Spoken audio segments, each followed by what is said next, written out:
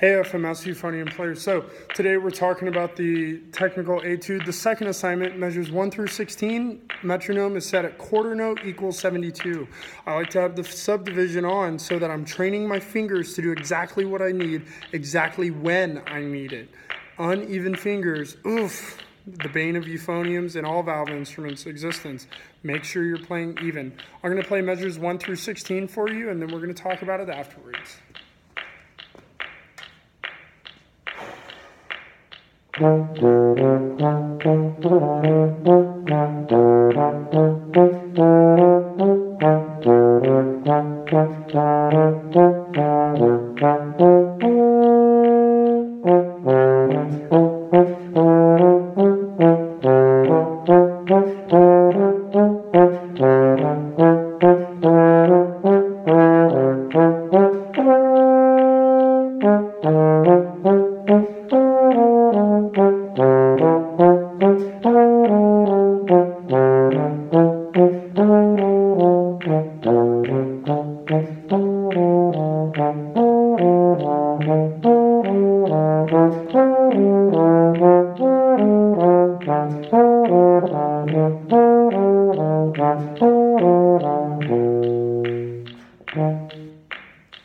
Okay, so let's talk about a couple quick things right quick.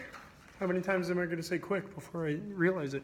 So when you get to measure 9, the first note of measure 9 is an A flat. Most people are going to miss that and try to play A natural. Go ahead and mark it now. I never want you to miss that. So measures 9 through 16, we're playing with the slurring patterns. So in the first 4 eighth notes of every measure, and the first 4 eighth notes of measures 1 through 12, you slur eighth notes 2 to 3. And then in the last 4, you slur numbers 2, 3, 4. If that doesn't make any sense, I want you to find your music right now, and I'm going to say it again, and I want you to stare at it and recognize this pattern.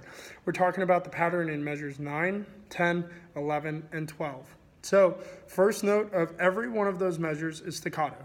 The second note is slurred to the third note, and the fourth note is staccato. Then you get to the second half of the measure.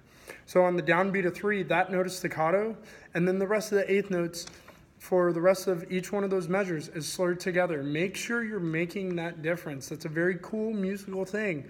Okay, then when you get to 13, 14, 15, and 16, every one of those is the exact same pattern. We have 1 staccato eighth note followed by 3 slurred together eighth notes. Make sure you're working that out. We don't want to hear wrong articulations when really our players shouldn't be having that issue. We're better than that. So, and then let's check out a couple other funny things. So we've already talked about in measure 9, your first note is A flat. That's A flat in every single one of those A's. Those are all going to be on your first valve. Then we get to measure 10, and you still have the A flat. Where's the next funny spot that I wanted to talk about? Oh, measure 14. So your first note is an E natural, so is your fourth note. Go ahead and mark that right now. People are going to play an E flat. All of a sudden it's C minor. Nobody wants to hear that business. Mark it second valve over that. Put a natural sign next to it. Draw a big arrow that says, hey, make sure you're playing E natural. And that's really all that there is. Notice in measure 16, that we do the decrescendo, but yes, you can take a breath at the end of measure 16 because measures 1 through 8 is an A section, measures 9 through 16 is the B section, and then we're going back to the A section. Every other transition that we have with a half note has that crescendo under it, and 16 we have the decrescendo. So that's one of those few times that you're allowed to breathe on the bar line. I want you to know as you prepare this etude to go faster and faster, it's going to be harder and harder to find places to breathe. What I would like you to do is try to strategize your breaths around staccato notes. So if you notice after measure 4 in the first video, I took a breath in measure 5, I took a breath right after that F. And that's okay. I'm not breathing on a bar line, and I'm not breathing in a crescendo. So don't do any of those things. I like to breathe around the staccato notes just because that allows, I'm already playing those notes short. I can take a breath in between those. You're not going to be able to do it right when you start going fast. You have to work that into your slow practice.